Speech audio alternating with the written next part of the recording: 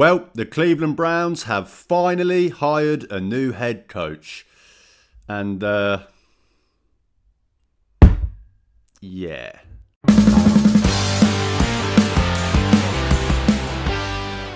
Hey guys, welcome back to my channel. Or if you are new here, then please do me a favour and hit that subscribe button.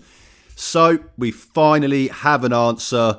Who will be the next head coach of your Cleveland Browns? I think 19th official head coach. I think 23rd if you count all the interims, etc. Todd Monken is the newest Cleveland Browns head coach. I will admit off the bat, bit of a surprise for me, bit of a surprise for everyone. I think, even though he was involved throughout pretty much this whole process, this was pretty much the first guy that they got interviewed and had a second interview scheduled with, other than Jim Schwartz. So, it's not like this was some random candidate, but I just don't think anyone thought this was a legitimate chance of happening.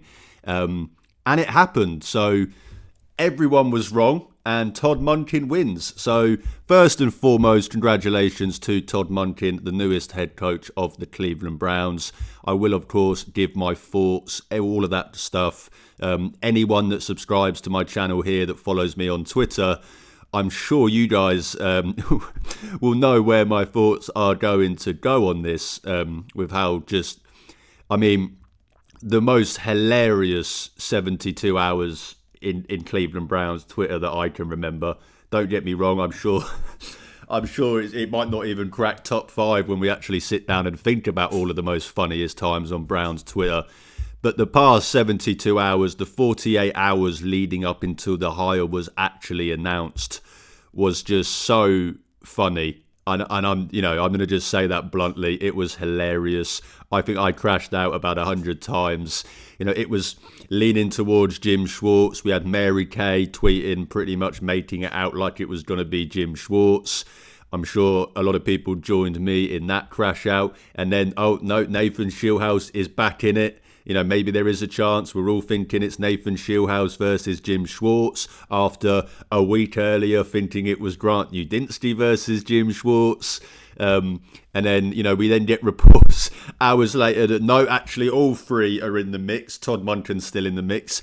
We then get reports about co-head coaches, which would have just been the most hilarious outcome, I think, out of all of this.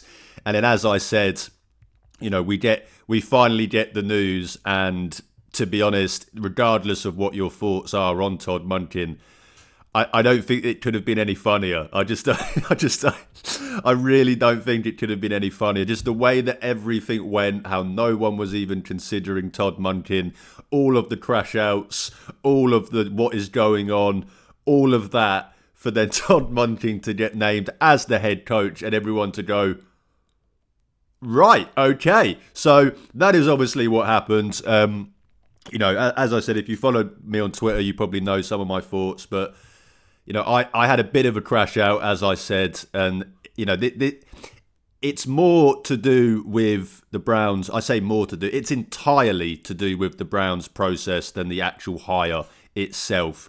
I said this yesterday. If the Browns just hired Todd Monken 2.5 weeks ago, I don't think anyone is having the reaction that they've had to this news.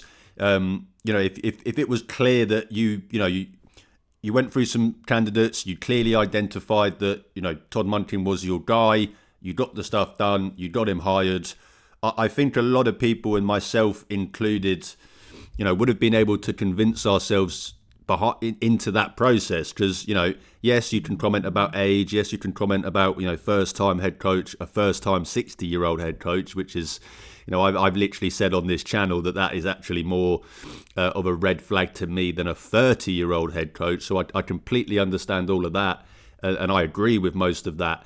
But I would, as I said, I'd have been able to get behind it more if they just did this 2.5 weeks ago, because I'd have understood that they clearly had a plan. They clearly identified who their candidate was, and they got him hired. And so that's what my biggest bug with this whole thing is. As I said, it's the process more so than the actual hire. Yes, I had some fun with it on Twitter.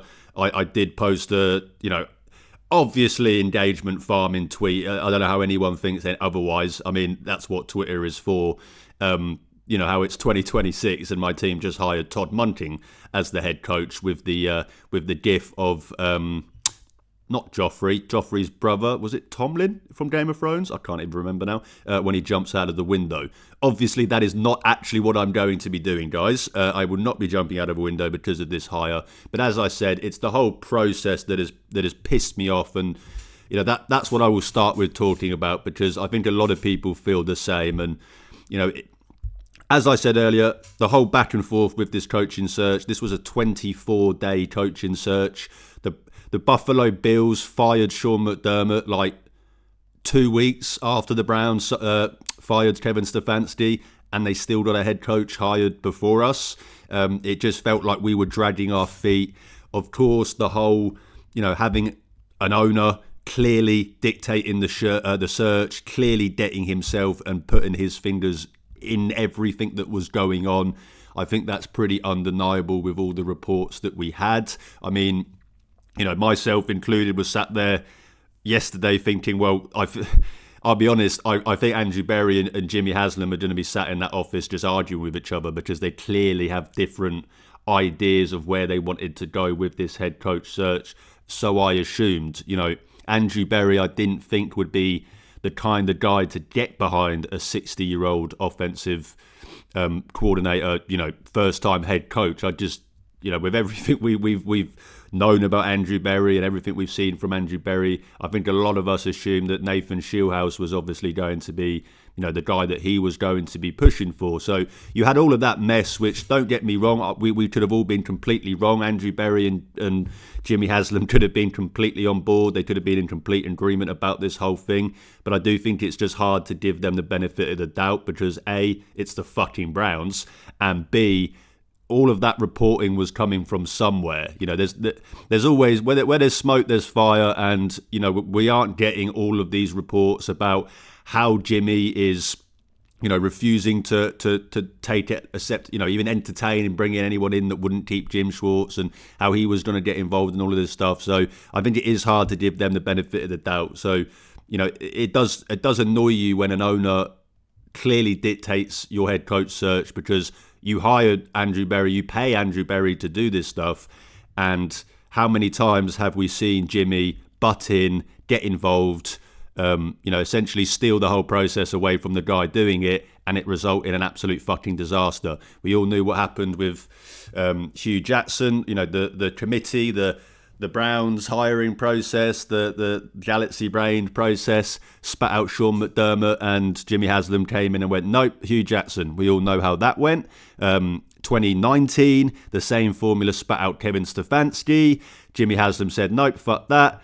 Let me get... I say Jimmy Haslam. John Dorsey convinced him, but he allowed someone like John Dorsey to convince him to hire Freddie Kitchens instead of Kevin Stefanski, who thankfully we got to hire the next year and resulted in, some of the most success we've had in 30, 40 years. So just getting the owner involved is always annoying. And, as well as him getting involved, as I mentioned, the potential of, this idea of trying to keep Jim Schwartz also dictating your head coach search.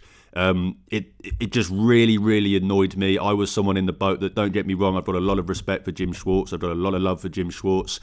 But he didn't reinvent the wheel here. This isn't, people can say, he's the best defensive coordinator in the NFL. I think he's a great defensive coordinator. I don't think by any means he's the best defensive coordinator in the NFL.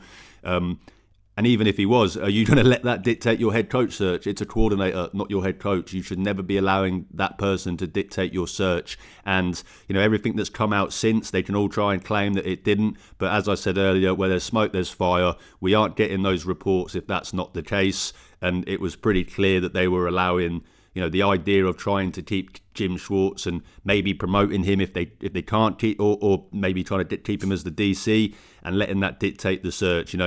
Did they think that they could keep him with Monken? Was that what they thought? Was that behind part of the process of why they hired Monken? Because, if that was the case, then why is he leaving? That wouldn't make any sense at all. That would just show such incompetence that you basically spent 24 days allowing your defensive coordinator to dictate your head coach search, to just then fuck it up anyway and him leave anyway, regardless of who you hired. So, that just seemed like an absolute mess. But in the end of the day, as I said with the other stuff, was all of that just, fake? Was all of that just kind of Schwartz agent talking? Because, oh my word, we got so much of Jim Schwartz's agent talking.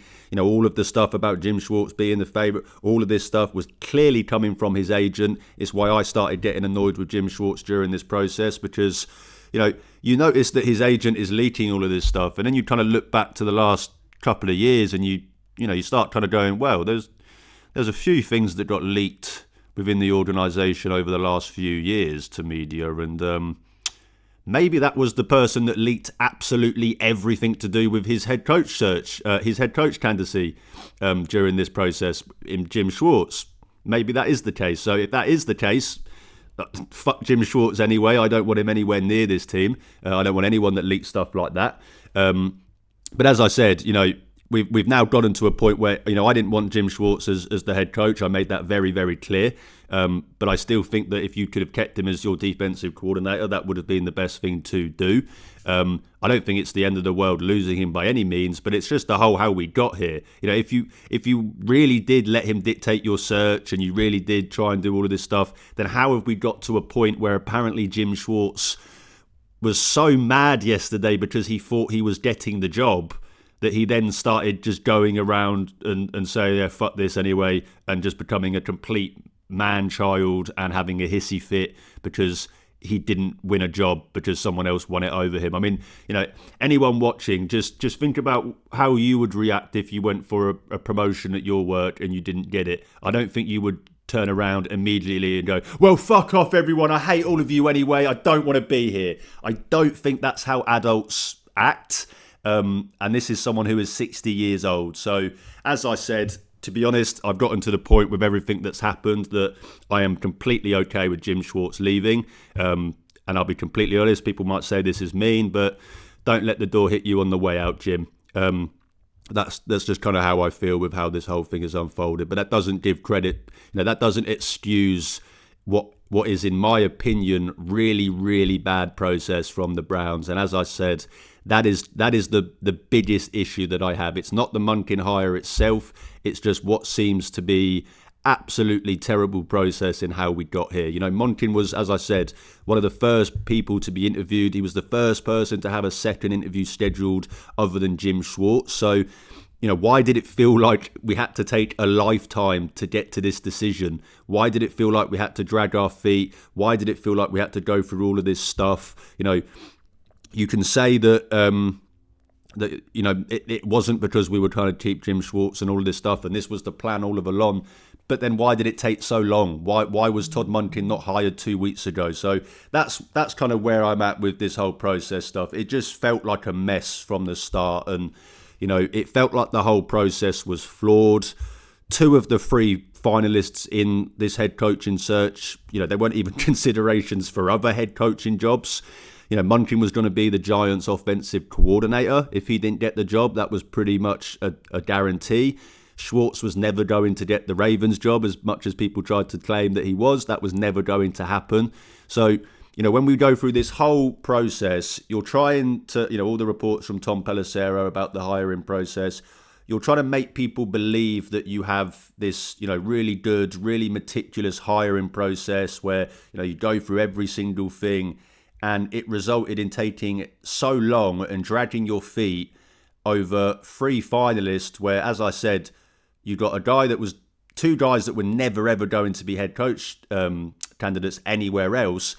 And as much as, I wanted Nathan Shieldhouse over these 2 people, but we're in a position where we had to root for a 35-year-old passing game coordinator that's never been an offensive coordinator because that was our 3 finalists. So it just, all of it added together just doesn't make any sense to me. We took so long, we dragged our feet, we did all of this stuff to come to a final of 3 people that weren't getting hired anywhere else anyway. So I don't understand why that took so long to finally get to the bottom of that. And then, as I said, if it was the owner, I'm disgusted by it. I don't want anything to do with it. If it was all of them in agreement, fine. But it's just hard to give them the benefit of the doubt, especially with all of the stuff, all the reporting, all of the stuff with Jim Schwartz and them trying to keep him. As I said, it's just hard to give them the benefit of the doubt. So, that's where my biggest gripe is and will always be with how this went down. As I kind of wanted to give it a day anyway, maybe, so I could calm down a little bit. If I did this video yesterday, I'm sure I probably would have said some things about Todd Monken that I don't really mean, and I probably would have regretted saying, just because the kind of attitude that I was in yesterday with how everything went down. I mean, I said how it was an hilarious 48 hours. Sunday night, I'm thinking, well, surely Monday morning we're going to get something. We didn't get anything Monday morning. I then find out that I'm actually travelling to Scotland for work the next day, and I'm going to be away for essentially 2 days. So I'm really annoyed that I'm going to be in Scotland with terrible signal when my team announces the head coach. I drive 8 hours to Scotland. I do a day's work. I then drive 8 hours back, and they still haven't hired a fucking head coach. And then they decide to make the announcement literally the second that I walk into my depot and my phone dies. So it really wasn't the best timing. And then, as I said, I get home and realise that I'd left my laptop charger at the hotel in Scotland. So even if I wanted to do this video last night, I was unable to do so. So, as I said, I am a little bit happier that I've taken a day before I gave my thoughts on this, because I do think that if I just hopped on straight away, as I said, I'd have said stuff that I don't really mean, stuff that I probably would have regretted just because of how bad of a mood I was in, because of how much the Browns had pissed me off with how the head coaching search had gone. But, with all of that being said, this head coaching search, was still absolutely hilarious. It was brilliant. It will be so funny to look back on.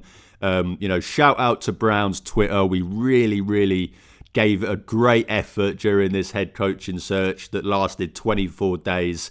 People stayed strong. The stamina stayed up.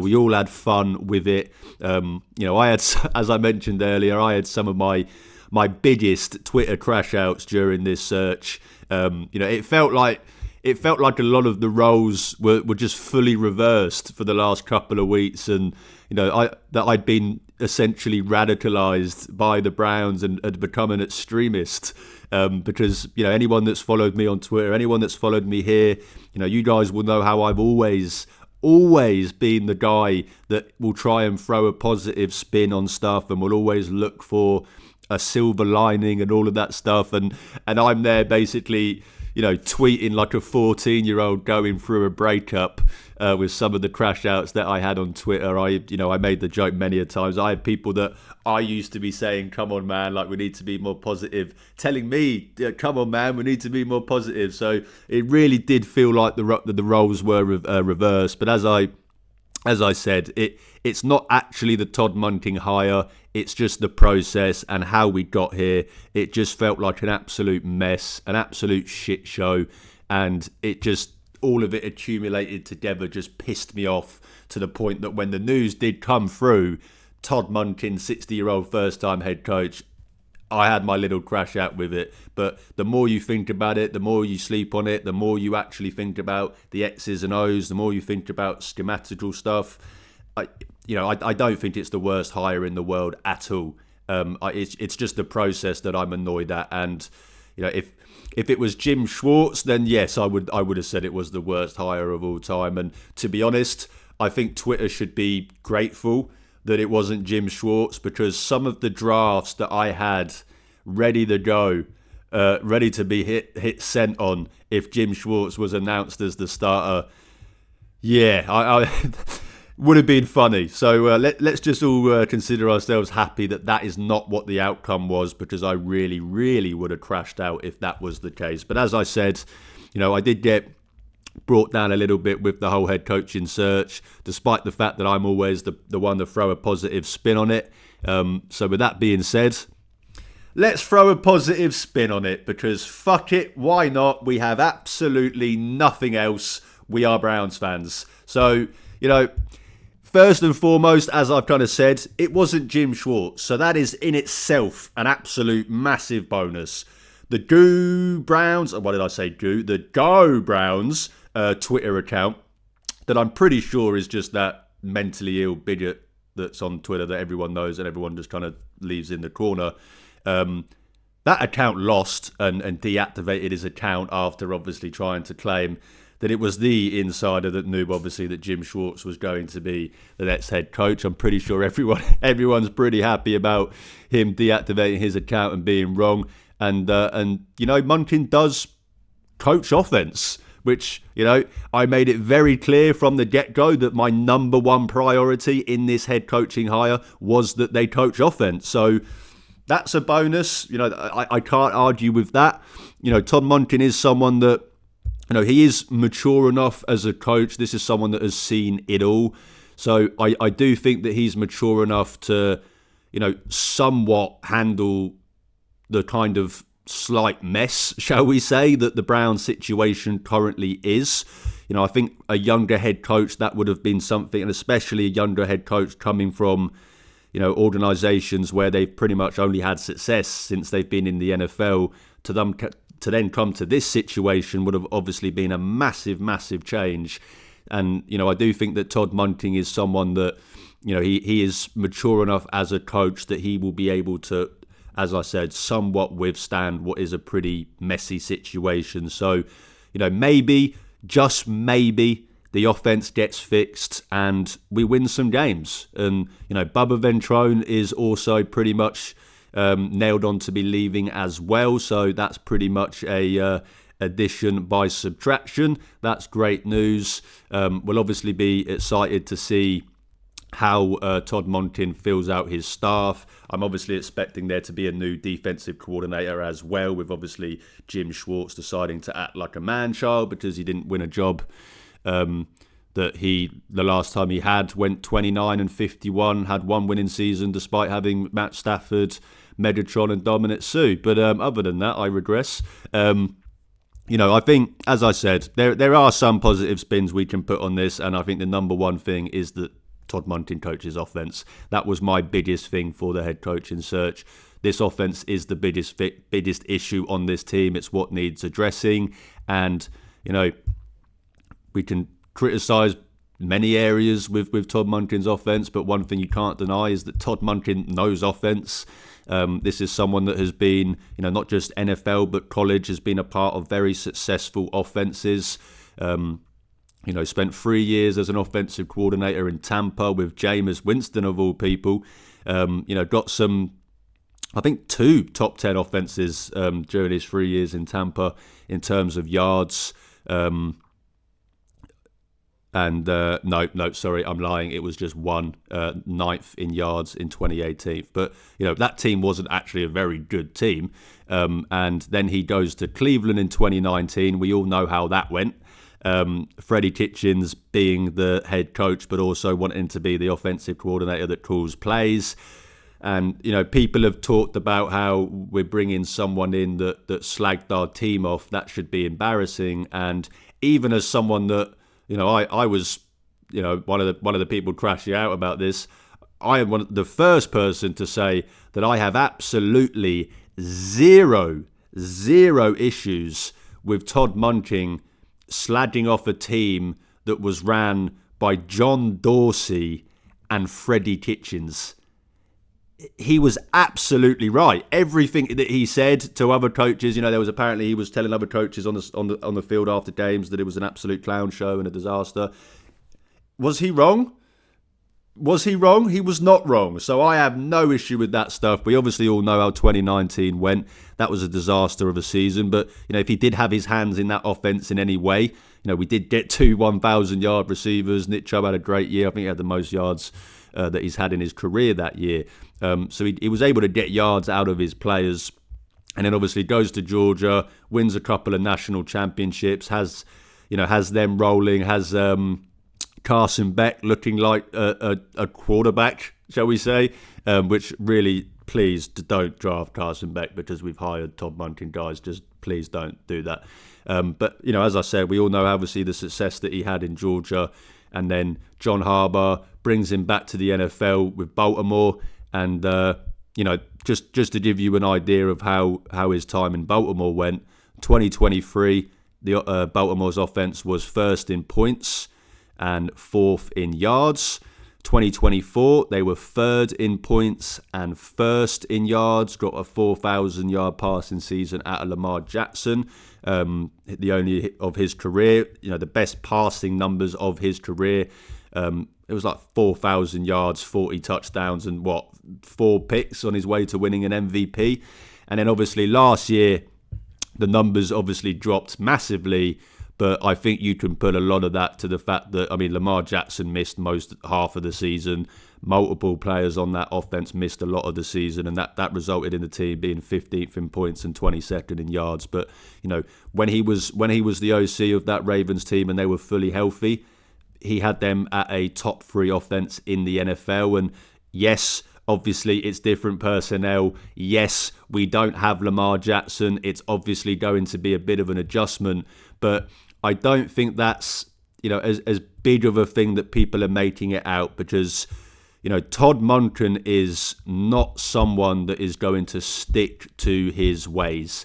I think one of the biggest kind of, positives and one of the biggest things that people like about Todd Monken is that he, it's not so much about his scheme, and it's more so about the personnel. And, that showed in 2019. The offense was a mess as a whole, but your best players on offense, Nick Chubb, Jarvis Landry, Odell Beckham, they were getting theirs, because one thing that Todd Monken knows how to do is put his players and his best players and his playmakers in position to make plays.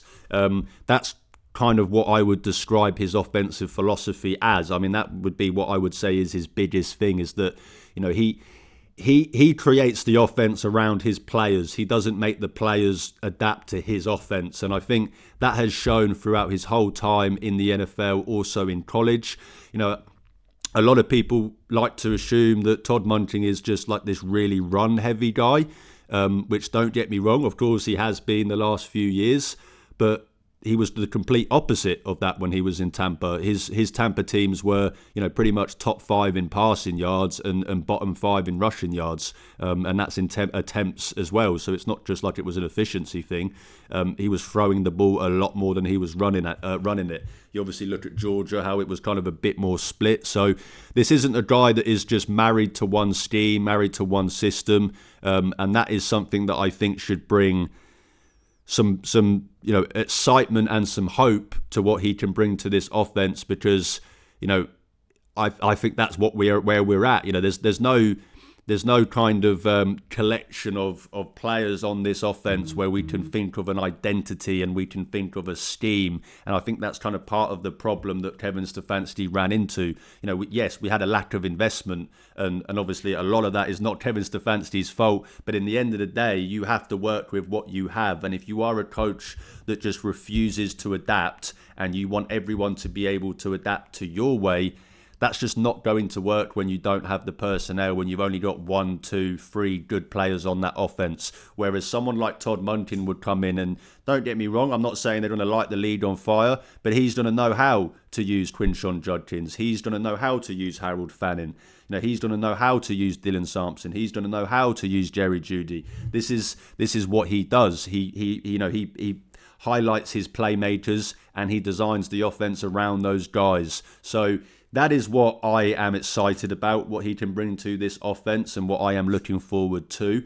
We've already had the announcement that he's bringing George Waldrop over to be the offensive line coach. I am a fan of this move. I think this is a good hire. Obviously, Waldrop was here in Cleveland. I think I've said it before on this channel. I think Cleveland's coaching history is one of the biggest in the NFL. If you go and look at all the coaches in the NFL, I can guarantee you most of them were in Cleveland at one part. But George Waldrop coming over from the Ravens. I think he was at the Texans as well in between his time. he left Cleveland. And I think this is a good hire, someone that obviously everyone will point to Joe Thomas's comments on. I mean, Joe Thomas thinks he's one of the best offensive line coaches ever. He says that, other than Bill Callahan, he is one of one. He is a massive fan of him. This is a guy that has developed some pretty good offensive linemen, and in particular, and obviously what has worked with Monken the last 3 years in Baltimore, is a very good run designer, a very good run scheme designer, and I think him and Monken together, they're going to be able to fix this run game as long as obviously we're able to, essentially overhaul the O-line and get this personnel sorted out. But I think that is a great start. And, some people will point to, Waldrop's offensive lines, the kind of last year in Baltimore last year. The guard play was absolutely awful, but how much of that was down to injuries, etc. At Texans, people will point to, the kind of the idea that towards the end of his tenure at these teams that, they do start giving up a lot of sacks. But I don't think that is essentially a like for like thing that means that he's bad. Bill Callahan's offensive line gave up 55 sacks last year. So is he bad? I don't think so. I think that's more of a personnel thing. And George Waldrop is a veteran offensive line coach, someone that has seen it all, someone that can definitely help a young quarterback if that's obviously the route we go with Shedeur Sanders or maybe Dylan Gabriel, Shedeur Sanders. And obviously he can do a lot for him in terms of identifying protections, getting him on board with all of that stuff. So I'm a fan of the George Waldrop hire. I think that is a great first step for Todd Monken's staff. I'm excited to see who else he brings in for this staff. The offensive coordinator role is a funny one because, Todd Monken is going to be calling plays. He is going to be, the main in charge of this offense. But I am interested to see who he brings in to work with. Obviously, George Waldrop, as I said, he's already going to be working with him. Those two are, not many better pairings if you want to get a run game going in the NFL than Todd Monken and George Waldrop. So I'm really happy about that. And as I said, I'm excited to see who they do bring in to fill out the rest of that offensive staff and defensive staff as well. There are, in my opinion, I think there's some, I think we can bring quite a few defensive coordinators in here that would be able to run a similar scheme and be just as successful. If they want to promote Banda, if they want to promote Jason Tarver, I mean, if that's what it has to do to keep Jason Tarver, then I'm on board because Jason Tarver, I will pay him anything to keep him in this building. I'd probably argue the same with Banda as well. So it is interesting to see how this staff is going to get filled out. But as I said, this is someone that, if you do want to look for the silver lining, if you do want to try and find something to get excited about, Todd Monken has had a lot of offensive success in Baltimore, in Georgia, in his time in the NFL. Kevin Stefanski, I was a fan of. I made that pretty clear. Was completely on board with moving on from him. But even as someone that I can say that I was a fan of his, I don't think he ever once had a top 10 offense in the NFL in terms of the ranking at the end of the season. And Todd Monken is someone that is, I think, had 5 top 10 offenses in like 8-9 years as being an offensive coordinator. So this is someone that knows offense. And, people will say we don't have Lamar, we don't have Derrick Henry and all of this stuff. But, you could argue we've got kind of our version of Derrick Henry in Quinshon Judkins, hopefully. Kind of our version of Mark Andrews in Harold Fanning. So who will be our Lamar Jackson, I suppose, is the question. Wrists up, I suppose. I think that's probably where we're going to be starting with. But as I said, I don't think this is the worst hire in the world. I don't think this is even, to be honest, a bad hire. It's just, as I said, the process and everything of how we got here is why people are angry and why people are kind of going, well, this, I just don't. It's hard to give you the benefit of the doubt that this was your plan all along. And I think a lot of people probably feel like this was them, falling back because they weren't able to actually do what they wanted to do. But, we're never going to know that. And, as someone that, yes, I can have crash outs on Twitter. I can act like a 14-year-old going through a breakup on Twitter during this head coaching search. I can sit here and talk about how much I fucking hate Jimmy Haslam, how much I hate the process and how just a mess it was and everything that led to here. I can say all of that and then also at the same time say, well, I'm still a Browns fan. That's never going to change, as much as some people on Twitter might want it to. That's never going to change. I'm never going to allow myself to be associated with the misery crew, as I call them, the usual suspects of just pure misery that are involved within this Browns fan base. And it's only a minuscule amount, but I never want to be associated with that lot. So that is why I will always, as I said, throw a positive spin on it. And I've slept on it. I've had some more thoughts about it. And, I don't think it's the worst hire in the world. The process was annoying, but I'm going to get behind Todd Monken because what else can I do? He is the head coach of the Cleveland Browns. I want him to have as much success as he can because then that means my team has success. And that means that maybe, just maybe, I can cover more than 8 wins in 2 years on this channel over the next 2 seasons. And if that is the case, then I will be very happy with Todd Monken, and I will be the first person to sit here and say that any doubts that I had, any comments I made about a 60-year-old first-time head coach was completely wrong. I was wrong, and Todd Monken was a great hire. I'm not about pushing agendas. I'm not about trying to look good. That's not what I'm here for. I'm not trying to make you guys believe that I'm a genius. I'm not trying to make you guys believe that I am locked in and I've got all of these sources. That is not what I'm about. I just come on here and I give my actual thoughts as a Browns fan, and that's what I'm always going to do. And that's why I will be the first person out of anyone to admit that I'm wrong. I will be the first person to hope that I'm wrong if my opinions is going to be something that obviously results in the team not doing well. So that's where I'm at with it, guys. As I said, I had an absolute blast during this head coach search. I do apologise if some people were taking half of my tweets literally. I have to stress it that as someone that my Browns Twitter account that actually in 5-6 years ago I only actually used as satire. It was basically a Browns satire account. And now, unfortunately, that sometimes creeps back in. But I know, obviously, Americans aren't quite as well versed in satire as us Brits because we invented it. So I completely understand that, some people do read my tweets when I'm just using satire or I'm being sarcastic or I'm just having a laugh and they think I'm being serious. So I do apologise if you are anyone that has actually come across one of those tweets. If you want my serious, actual genuine analysis and thought, this is always the place to be. But if you want a bit of fun and a bit of interaction about the Browns and all of that stuff, that's where you can find me on Twitter. But as I said, that's my thoughts, guys. Let me know what you guys think about this hire in the comments. Are you happy about this? Do you think this is a great hire? Do you think this is a bad hire? Did you crash out on Twitter? Did you think I was wrong for crashing out on Twitter? And do you think that Jimmy Haslam was involved in this? Do you think that this was a mess of a process? Or maybe you think that I'm wrong and actually this was their plan all along and they just wanted to make sure that they were doing everything they could before they made the hire, and that's what they did. As I said, let me know your guys' thoughts in the comments. But that will do it for me today, guys. Thank you so much for watching. If you do enjoy my content, then please drop this video a like. Hit the subscribe button. It's free, but it really, really helps out my channel. You can also check the links in the description to see where you can follow and interact with me on social media.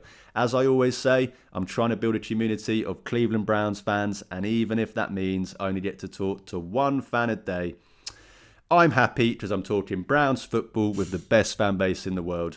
Have an amazing week, guys. Thank you so much for watching. Enjoy everything that came out of this head coaching search and obviously the newest head coach of your Cleveland Browns, Todd Monken.